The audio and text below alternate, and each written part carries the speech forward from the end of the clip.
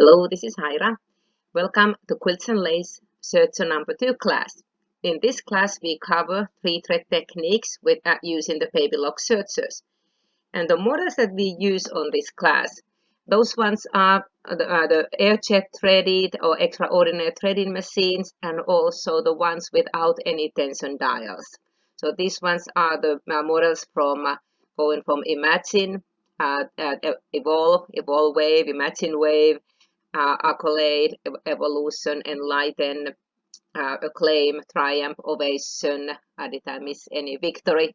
So really the ones that don't have any tension dials. So on this image, what I showed are the current Overlock machines, there's one model, Celebrate, that the previous version was called Eclipse. So that Eclipse machine, that one has also tension dials.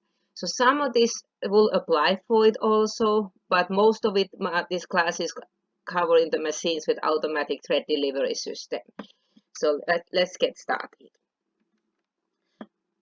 Normally this class is done in our shop as a hands-on class, but because we are now recording several of our classes, so here's my attempt to how to demonstrate the different three-thread techniques that we have in our sergers. I have the quick reference guide for 2 different models. The Triumph, which is really applicable for any other 8-thread machines. And then I put the Imagine, which is really similar for the 4-thread. Really doesn't matter which model on these automatic thread delivery machines you have. All of these settings are the same on all of those ones. It's just the images may look a little bit different. So it's always best to refer your own manual or the quick reference guide. And on this page, I have highlighted the 3-thread techniques that we have in the machine. The first class, I only covered pretty much the 4-thread overlock because it was more about just basics on the machine. But now we go more techniques. So we're going to start with the 3-thread overlock wide, then we go to narrow hem, rolled hem. In the end, I also showed just a really quick one about the 3-thread flat lock seaming. Number 3 class is more about the flat lock techniques, and they are more about the 2-thread, but they also would be applicable for the 3-thread. So mostly in here on those 4 stitches on this class. And when I usually in a class, on a hands-on class, when I point out, I usually call it check on here on those 2 stitches, the 4-thread overlock and 3-thread overlock wide. There aren't too much differences between those 2 stitches. Really the only difference is that we do not have the O2 or the right needle. So that has been removed. So we only have the left needle or O1 needle depending on the model. The 4-thread sergers, they just call it left needle. The 8-thread sergers, they call it the O1 needle. So we only have one needle, and also the thread has been removed. And it is important to remove that thread from the thread stand at least. You can leave the spool in the thread stand as long as the thread's not hanging over the bar. If it is over there, it probably will get caught one point between the other threads, and they make a bit of a mess. So just to, best would be, of course, totally remove it, but I sometimes leave it sitting in there, but I make sure that the thread tail is not hanging over. So that's really the only difference we have between those stitches. And I will show in a live demo in here now how to thread the machine for that one. And here's just a little bit of a close-up on those the settings for the overlock wide on the 8-thread machine and the 4-thread machines. So you see they are very exactly the same thing. Let me show on my machine how I convert the serger from the 4-thread overlock to the 3-thread overlock wide. So I'll just open the covers to give me a bit more access. So one of the things that I need to do first is I need to remove the needle thread from the O2 or the right needle. Really the same needle, it's just different models refer it different way. I only want to leave the left or the O1 needle in the machine. So I always like to snip the threads on the top of the machine, and then I will pull them through, because I don't like to pull threads backwards, especially in the sewing machines, because you can pull that little spring out. But another important thing also is that I don't leave that thread tail hanging over the bar, over that thread antenna, because eventually the machine vibrates, so your fan on your air conditioner goes on, and that way that thread gets caught with on other spool or thread. So I always take my thread out, and you can leave the spool there, but as long as the thread's not hanging over the antenna. So I have now those 3 threads, the left needle and upper loop and lower loop. So let me pull that thread through. A couple ways I could pull the thread through. I could close the doors, lower my pressure foot on my machine, and then run them through, or I can just pull them through. And if I rotate a bit, I can see that that's the needle thread. So I just could pull this through and remove the needle. But here's another tip. I like to use this often for holding my needle, but if I don't unthread the needle yet, it's kind of held up on this thread, so even if I accidentally drop from my hand, it's not gonna drop inside the machine. So I could also use as my hand to hold this, loosen the screw and get my needle out, and it's not gonna be falling inside the machine because it is still threaded. So just a couple different ways. And I'm just going to pull the thread through now. On my machine, because this one has this screw cards, the machine even recommends not to tighten those ones back when I take the needle out. All except the Ovation and Triumph and then Acclaim. All other machines, remember to tighten that screw that you took the needle out, because otherwise that screw will vibrate when you search and it'll fall out. Very hard to find that one. They're kind of tiny ones. But this machine that has little card, we don't even need to take it out.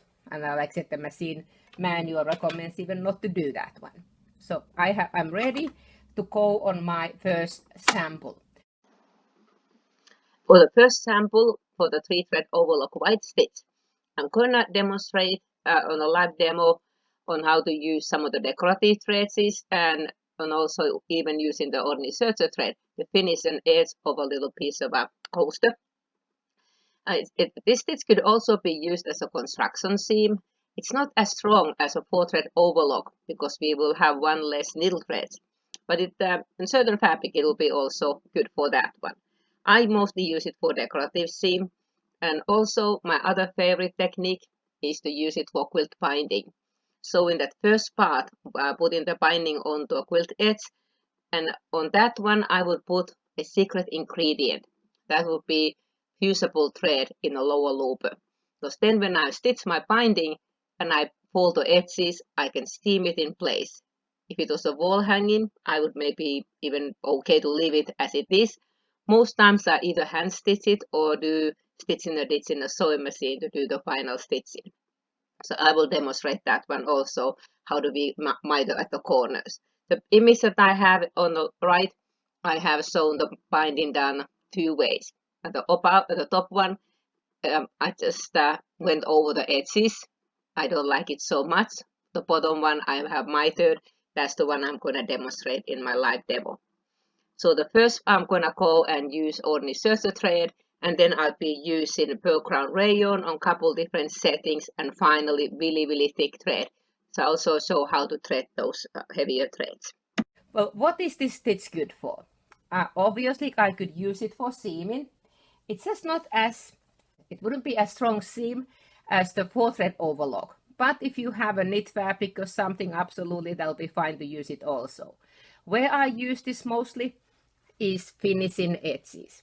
And on this little baby blanket that I showed earlier, I had used this stitch with the red pearl crown rayon, which is kind of like a pearl cotton, but it has much more shine. And we have every single color of this available in our store all the time, unless we're temporarily out, but we try to carry it all those colors there. And I put the pink one in an upper looper, white one in a lower looper, and the needle I use ordinary serger thread. And I just search around these 2 pieces of flannel, so the easiest, quickest baby blanket you can ever imagine to make. Then in this fleece scarf, I had used a 12-weight cotton. It's not as thick as the pearl crown rayon, but it'll give also very nice stitching around it. So it's just a great edge finish. So for my exercise, I'm gonna currently use just the normal threads that I have in my machine from my previous class. and then I will show it also with a little bit heavier thread. So in this class, I'll be showing on also how to use some of those heavier threads. So I just have a piece of upholstery fabric, and I actually have several coasters made at home on this way. I just got a piece of a little bit heavier upholstery fabric, search it around, use some of those decorative threads, and that way I have coasters, and when they get dirty, I just toss them and get me a new one. Very quick way to make it. But I'm gonna sew one side on this little piece of fabric using the normal threads, and then I'll go and thread a little bit heavier thread. So the manual tells, or the quick reference guides and manual, they tell to put our stitch width the widest position, 7.5. That'll give us the widest seam. However, we are allowed to use any position we need. The important thing is that we have our stitch selector at A, and then my differential feet at N, because I don't want to gather or I don't want to stretch this fabric at the moment. This is just a normal woven fabric. And then for my stitch length, I have mine set at the moment at 3 millimeters on a standard side. I won't get much of a coverage with that thin thread on this one, but I'll show later on how to use some of those heavier threads, and we'll get much prettier look. So if I don't need to trim anything off, I may just put my fabric underneath the pressure foot right against the knife blade, just a cut edge. If I need to trim something, on my first class we went through how to go around the corners, so I would do a little starter cut and then do the pivoting at the corners as needed. But I'm just gonna go in this one, and maybe I just trim off a tiny bit. So I'm gonna sew this one side with the current settings with the thinner thread, and then I'll put the heavier thread and show how that would work.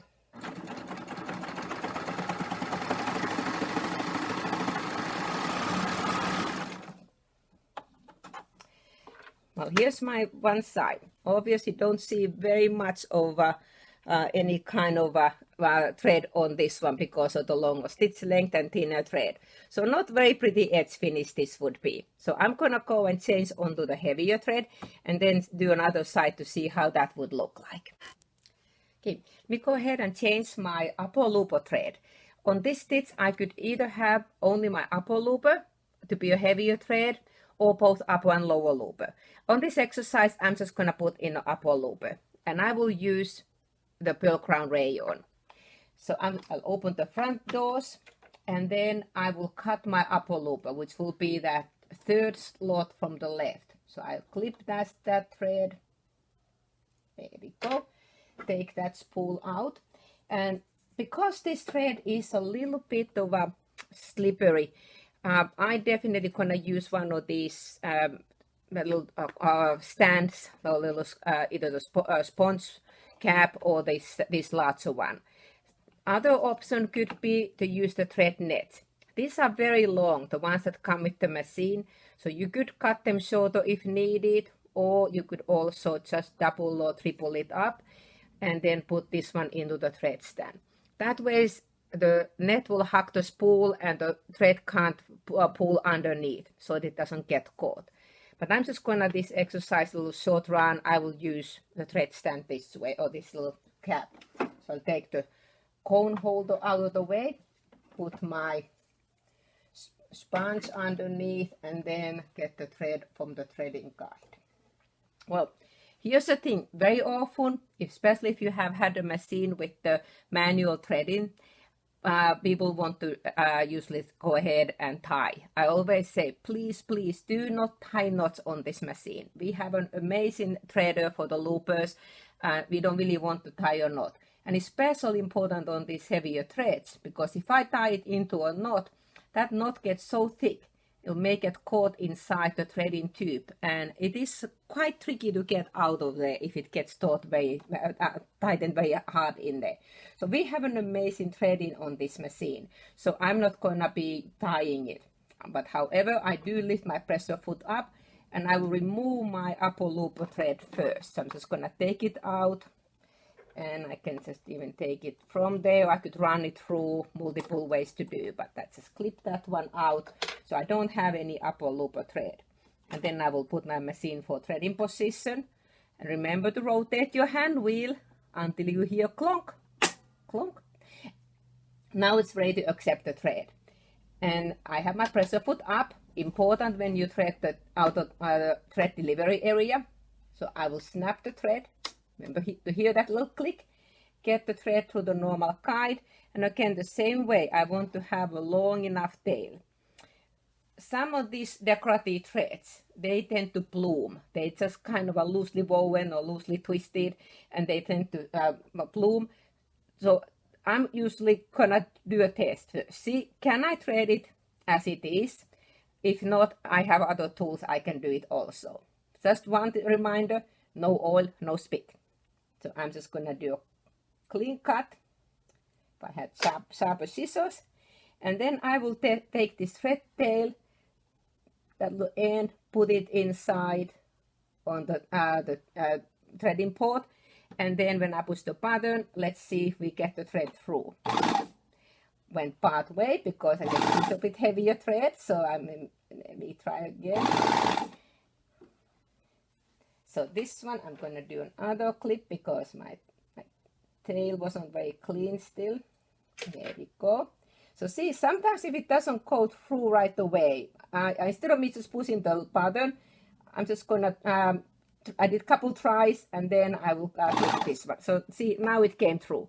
Because I still had a little bit of a fuzzy end on this one. I will be showing it later on how do we then thread some of these ones that are really, really thick. So stay tuned on that one. I'm gonna try to do different things on this class.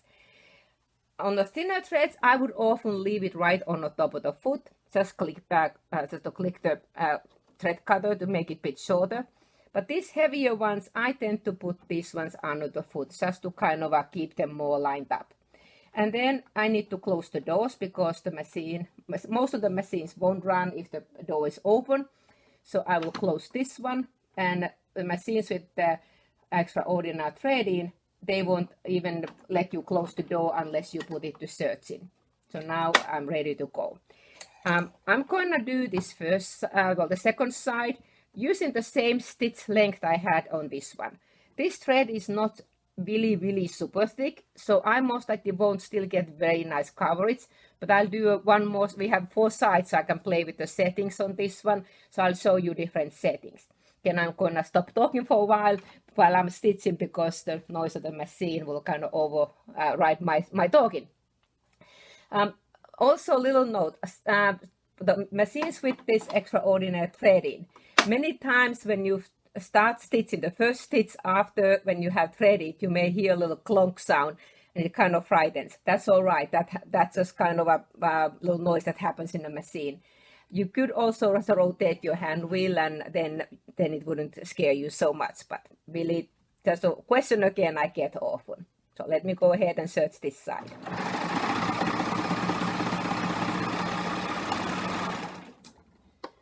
And clip the threads there. Oops, there we go. So I have stitches on this one, really still not much of a coverage yet.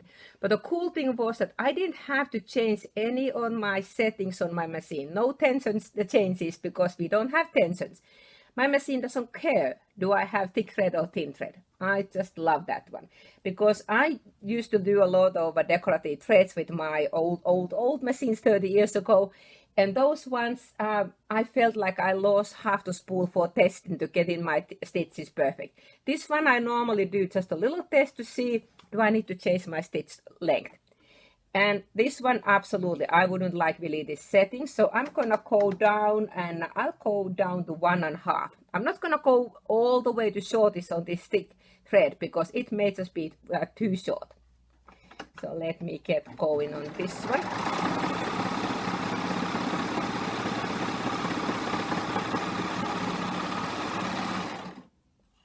I like this one. See how much nicer coverage we have now. So I have my settings in here at 1.5 millimeters. So I got really nice coverage. On the lower looper, I had ordinary serger thread. So you still see gaps between. So that is really where those heavier threads are so handy to do and handy to use. They use a beautiful coverage. If I use this really thick number 4 cotton, I would start my testing no shorter than 2 millimeters, because this one is very thick. I could maybe go down a bit, but 2 millimeters might be good for that one. Some of these thinner ones, this is a 12 weight rayon, my Decora 12 weight. This one I could maybe even go to 1. So depending on the threads what I use. Here's another 12 weight clamor. That is really, really beautiful thread also. And of course we have 12 weight cotton.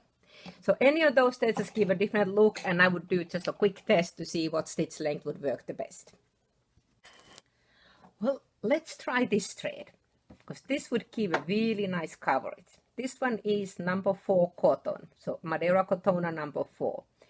So I'm gonna go ahead again, open my front covers, lift my pressure foot up, and then I will go ahead and clip again my thread, remove that pearl crown rayon, and then remove that thread from the machine. Again, I just often do it this way just to get the thread from the looper, or you could run it through. Really, again, multiple ways to do that. So no upper looper thread at the moment.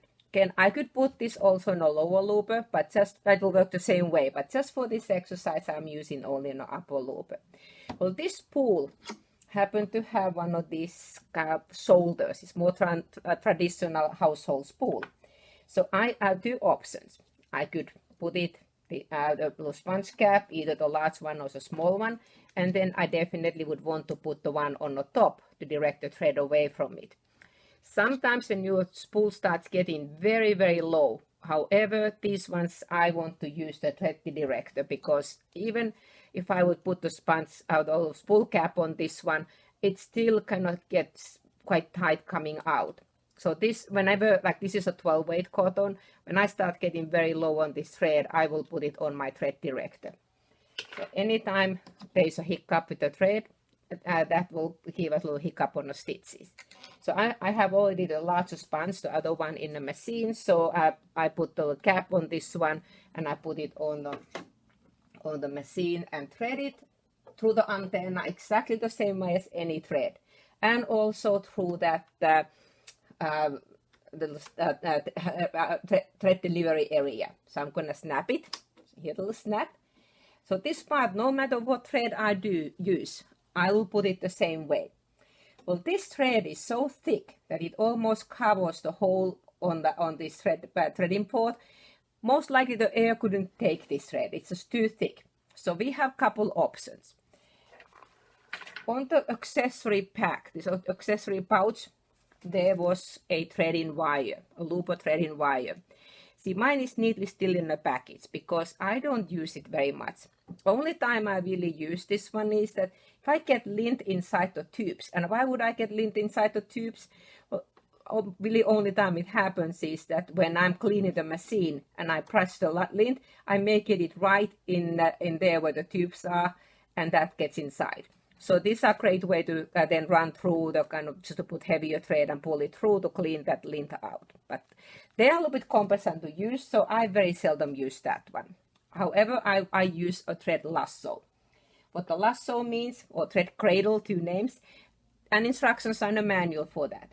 I will take ordinary serger thread, and I know I have variegated serger thread in this exercise. I'm gonna take a long tail of it,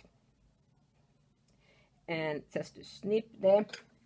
So this serger thread, I want to make it a loop, and I maybe it a little extra long. And those 2 open ends, again, I want to make sure I have nice clean cuts. So let me take those 2 ends, put them together. Again, no splitting, no licking, and I will just to cut that as a clean edge. Let me take the thread out of the way. So I'm gonna thread just these 2 tails, and I have the loop end lying on just on a cover. So I put my machine to threading, rotate the hand wheel towards me, clonk, and then I'll leave about half an inch on that thread tail, put it through the threading port, and then I'm gonna hold on to this loop end. If I don't hold on this one, it may just go through in there all the way, so I want to hold the other end. So I push the button. Here we go. So see, I had to hold it, otherwise it was going to go through. And now I have that thread cradle through my machine. If this thread was thin enough, I could just put my thread onto this little thread cradle, just to make a little loop. And this one really blooms, this thread. So I'm gonna put it on the little thread cradle, and then I could pull it through. However, this thread is so thick, it has hard time even going through that one. So I'm gonna bypass this area. So again, if it was a little bit thinner thread, and I'll use this technique when I thread the woolly nylon later on. But this one is so thick, so I'm actually gonna bypass this area, which means I'm gonna leave my thread tail, and this heavy thread I will put through these little extra guides. Again, these guides are only in the Ovation and Triumph. If you have some of the other models, they don't have as long space to go here, so you would be able to just bypass the threading ports. But this one, because I have a longer tail, I can put it through that bypass loop. That's what it's for. So what I need to do is I need to get the thread right onto the looper, just right onto that tube. Well, at the moment that is closed, and I moved my camera so you can see those threading tubes. So they are closed at the moment. So on my machine, I will just put my lever to Serging, and it will open those tubes. If you have Imagine, Victory, Eclipse, Celebrate, those machines, you just pull that little lever, a little metal lever, you pull that one towards right. So now it opened up, and the upper looper where I'm just gonna put this heavy thread, it's the one further back. So I will take either my tweezers or my scissors, and I will take that, I'm gonna hold on to this other end, and I will pull that thread cradle through there. Hopefully I can keep my hands away enough. And then I will take my heavy thread, put couple inches onto that thread cradle, and then I will gently pull this thread through, and magic, here we have the heavy thread all the way through to the upper looper. So let's get going and do another test. So because this being just a heavy thread, I'm gonna take that thread tail and put it underneath the pressure foot. So heavier threads, I like to do that one, and then I can close the doors. This being just a heavy thread, I'm gonna lengthen my stitch length to 2 millimeters and do a test. I have one more side on this piece of fabric, so I will go ahead and do this one. Again, only change I made on my machine was that I put my stitch length a little bit longer. And when I'm using this very heavy thread, I normally don't go pedal to the metal. I tend to go to slow to medium speed.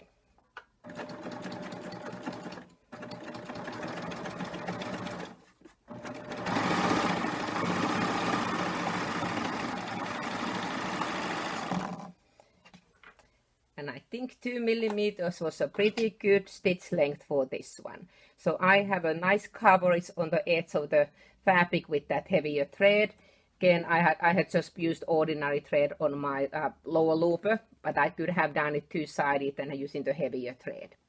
So there was just a little techniques on how to use some of the heavier threads. Really, it doesn't matter what overlock stitch we are using, same techniques will work. So I showed you a couple different ways to thread it.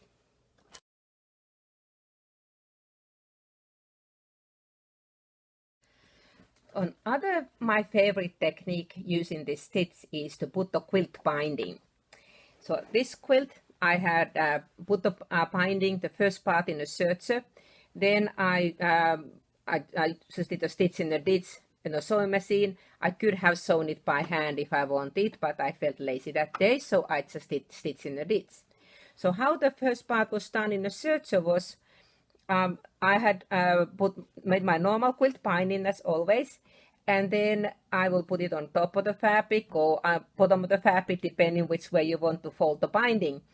And I used a 3-thread overlock wide. I have a serger thread in the needle and an upper looper. The secret ingredient is fusible thread in the lower looper, because this one is really glue in the string. So after whenever I had stitched this one, I can go and press with an iron, and it will hold enough in place that I could, if it's wall hanging, I could even leave it as it is, or I could hand sew it or do stitch in the ditch. So I don't need to use any pins. Couple ways. This is kind of the easy way to do it, that you would do the 2 sides and then do the 3rd side, and then we have that ends up being a little bit of a bulkier seam this way. That is what I had done on this beginner quilt. But I kind of like to do more of a mitered corner. So on this sample, I had done a mitered corner. And we can do it exactly the same way as we can do it in a sewing machine. So I'm just going to use ordinary thread on my sample, but I'm going to just show how do we do the mitered corner. So as normal, I would just start on somewhere liver tail, exactly the same as in a sewing machine. And I sewed up to the end, and I stopped 1/4 inch then before the end. So I can do my normal folding. And this time I often lift my pressure foot up. So I'm not really trimming anything, but I still leave my knife as a guide. That way I have something to watch it when I'm stitching. And if I have any frayed edges, they will get cut out at the same time. Because I don't have a walking foot for the serger, you may want to loosen your pressure foot pressure. On my machine, it is a lever on the side. Some of the machines is on the top of the machine. Just as optional thing, I don't always do it, but that definitely helps to go through the heavier layers. So I'm going to go ahead and stitch this side until I'm at the corner.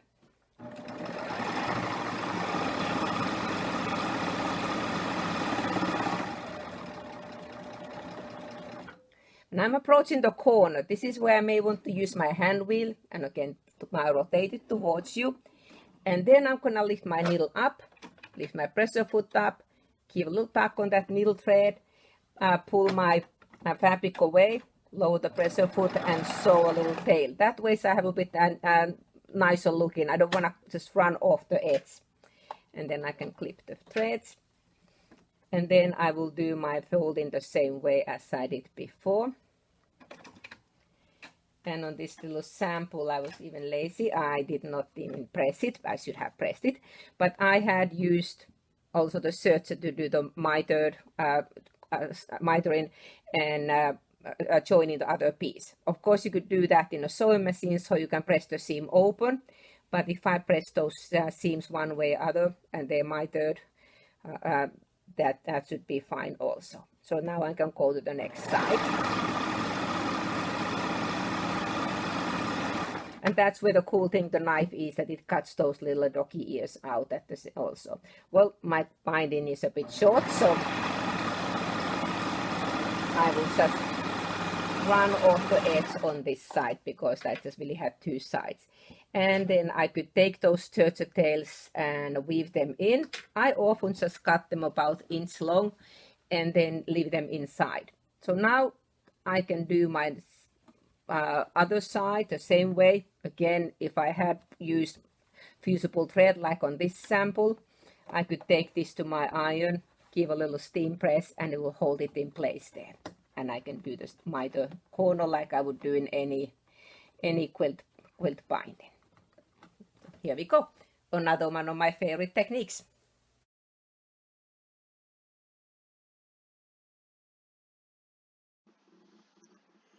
So this is another great technique for using the 3-thread overlock wide. Just do the quilt piecing with it or patchwork. Somehow I seem to be able to get better matching corners in a serger than I can do in a sewing machine. And a picture on the right side, the one on the top is the one I'm going to be demonstrating. And then the one on the bottom, it was just another piece that I had just sewn and wanted to sew the back side of it also. And I will demonstrate on how do we get that perfect 1/4 inch seam, and then also use of some of my favorite feet. I will demonstrate using the clear foot. Another great foot is an open toe foot. So this will be just like you would normally do your quilt piecing. I put two pieces of fabric right sides together. Just use the knife as a guide. I'm not really trimming anything off, but just leave it as a guide. And just love chain piecing. So that way we will do it very easily on 4 pads. On my next sample, I'm going to use the serger and this same stitch, this 3-thread overlock wide, for quilt piecing. And lots of times quilters kind of cringe when I tell that I like to use my serger for piecing. And here's a pack of a quilt that I done as a class in our shop. And I like because now I don't have any frayed edges. Everything looks very neat. And also, I don't know, whatever reason, I seem to be able to get much nicer matching points in a serger than I can do in a sewing machine. And I know that the black fabric doesn't sew very well. But we can use the serger for piecing also. I'm going to use the same stitch as I have. Only change I'm going to make is I'm going to set my stitch width to 6 millimeters, which is the scant 1/4 inch. So now I have a guide on my machine. I have a 1/4 inch stitch with a guide, and because I had put my pressure a bit lower, I'm gonna put it back to normal. I could use my standard foot, but this is time that you may want to use some of the optional feet. I love using the clear foot. And then other great one is on the open toe foot. The open toe foot is at the moment available only for the 8-thread sergers, but the clear foot is available for all the models. Just remember to use the pink cover on those packages for the 4-thread sergers. The green cover packages are for the 8-thread sergers. They just give me a little bit more visibility. So let me take my standard foot out, and I will put the clear foot for my machine. I used a little Sharpie marker on mine to highlight those lines also so I can see them better. If you want to do a test, just make sure that you get that perfect 1/4 inch. I just took the piece of white fabric and I put my ruler with the 1/4 inch mark and then draw a line on that one. So I could do a test. So if I put my fabric underneath the pressure foot and that raw edge right against the knife, I can see that my needle would be going right along that line. So that is, I know that I should have a perfect 1/4 inch seam. But that's a great way to test, just to make sure that you have exactly the right 1/4 inch seam. Stitch length, I have a 2. You could have 2.5. I know in a sewing machine we normally use 2 or less. But certainly we have some of those extra threads, so I may go 2.5 on also, but again, this is really optional. So when I'm stitching, I'm just kind of looking through the foot a bit and then also using the guide, even though I'm not really trimming anything off.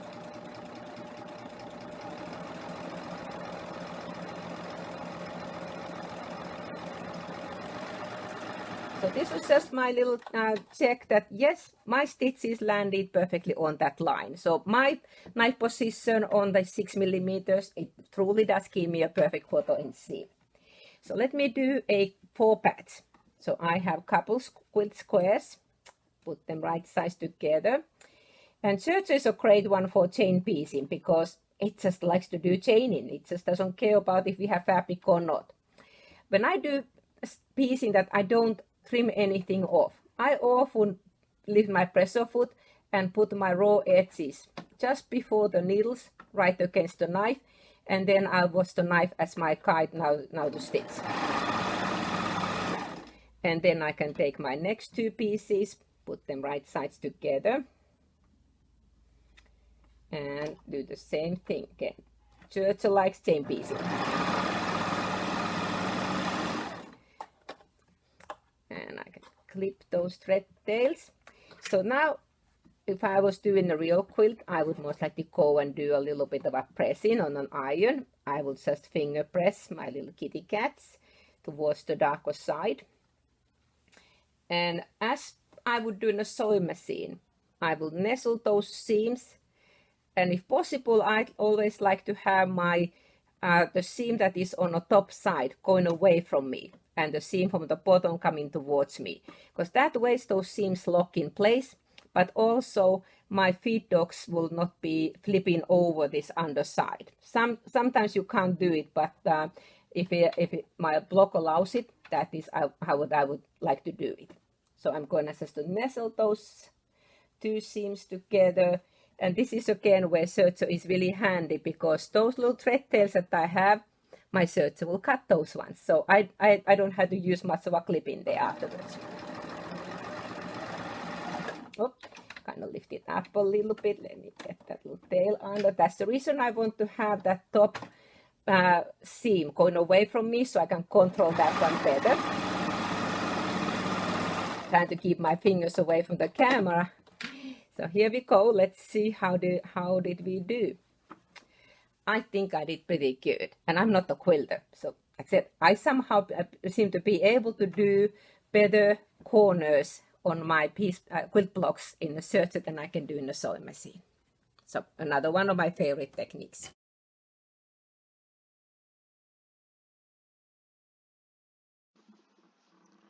For the next sample, this really doesn't apply for just this stitch. This is valid for any overlock stitch, whether it is a 4-thread overlock, 3-thread overlock wide, 3-thread overlock narrow, any overlock stitches.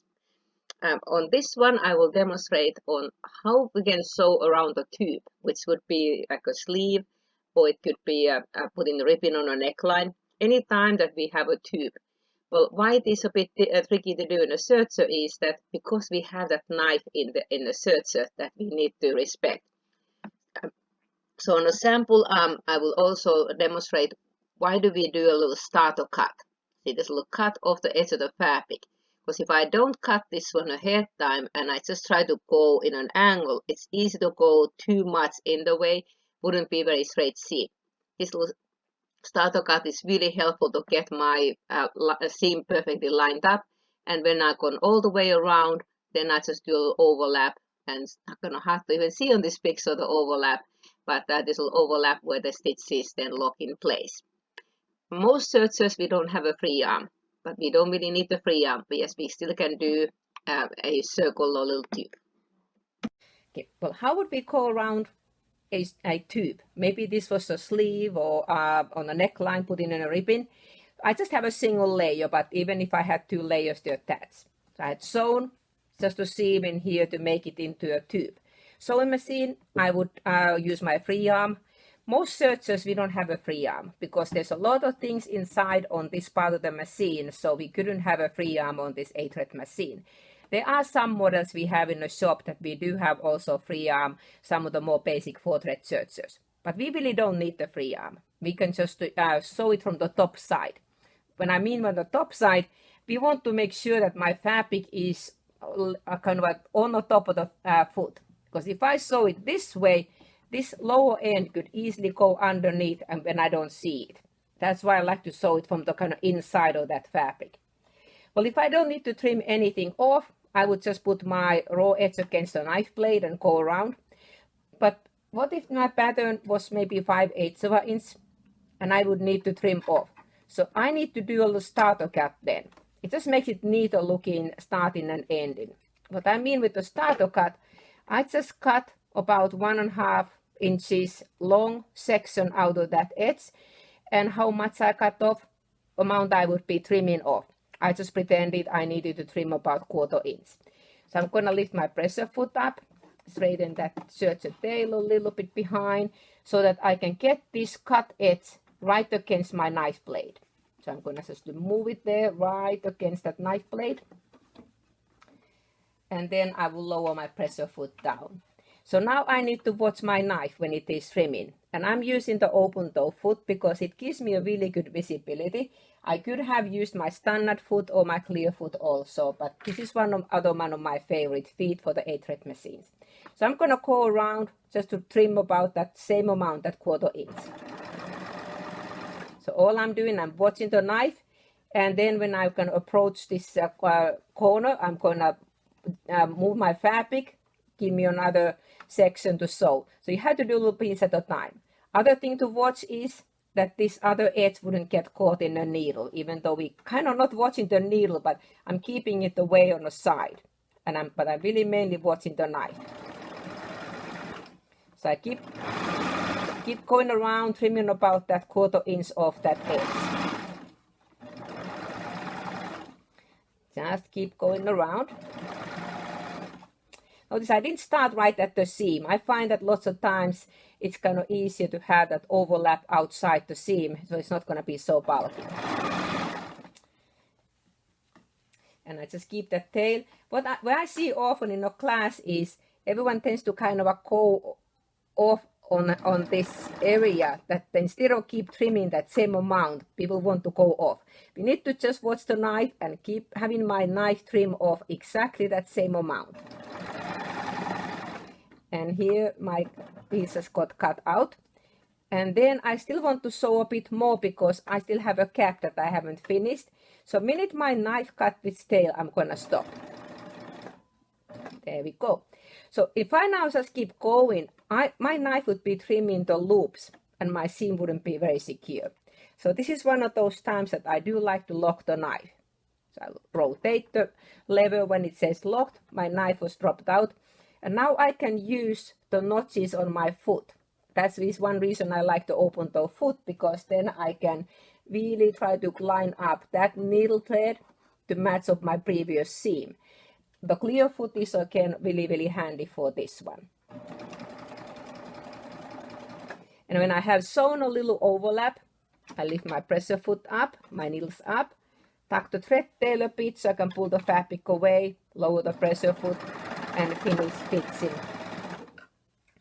So that is when I can have those overlaps just like perfectly lined up, and then I could finish this edge, either put in a seam sealant or use the bodkin or the tapestry needle to pull that thread inside.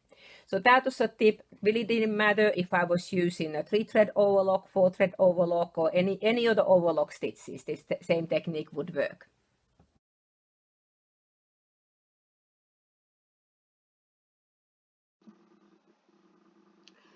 The next sample number 4, I'll be going on curves.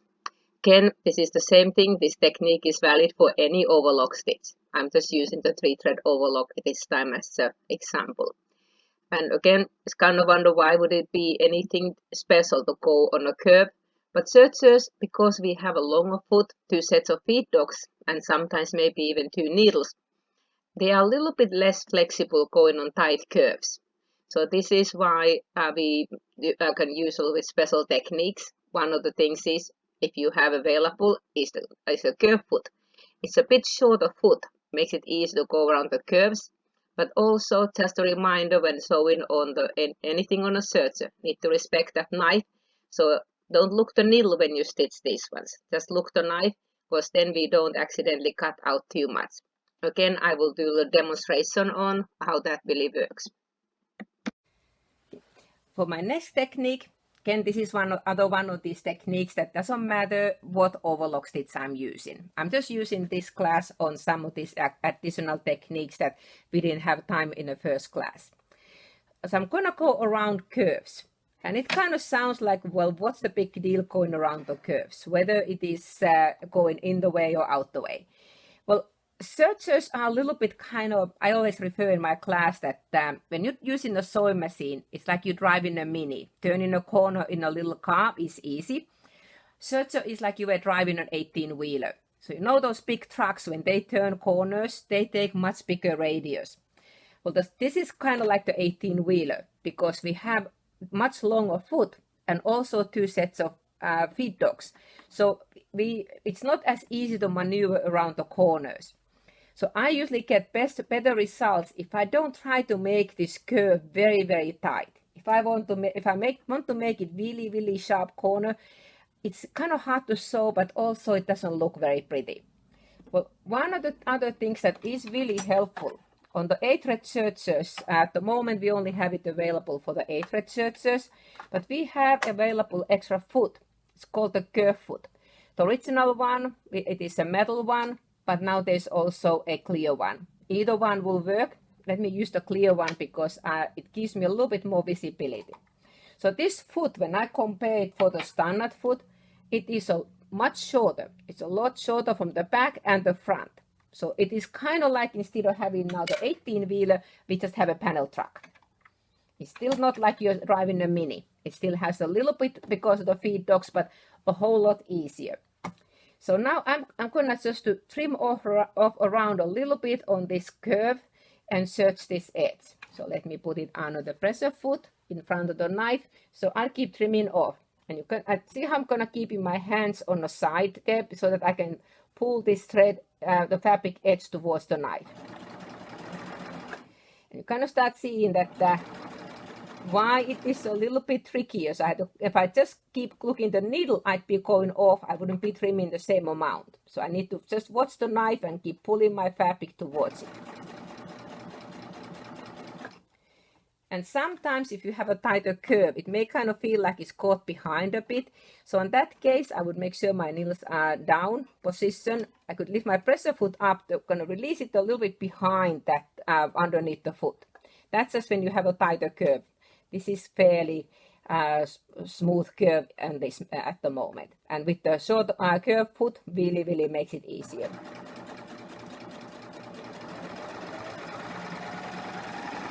Here we go. Here is corner done.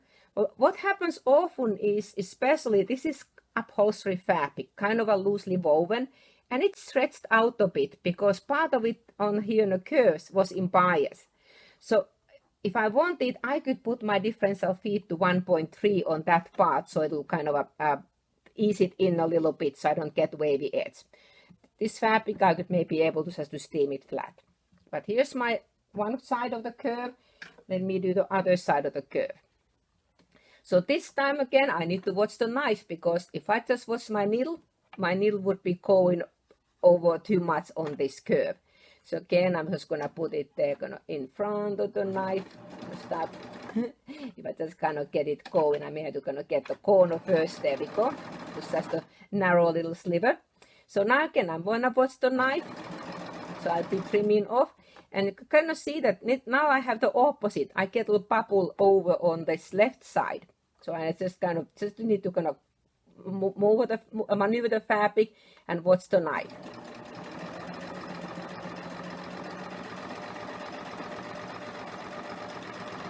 Okay. Sergers are just a little bit different than the sewing machines, but here I have those two curves, and I had a perfect looking stitching on it, at least close enough perfect to me.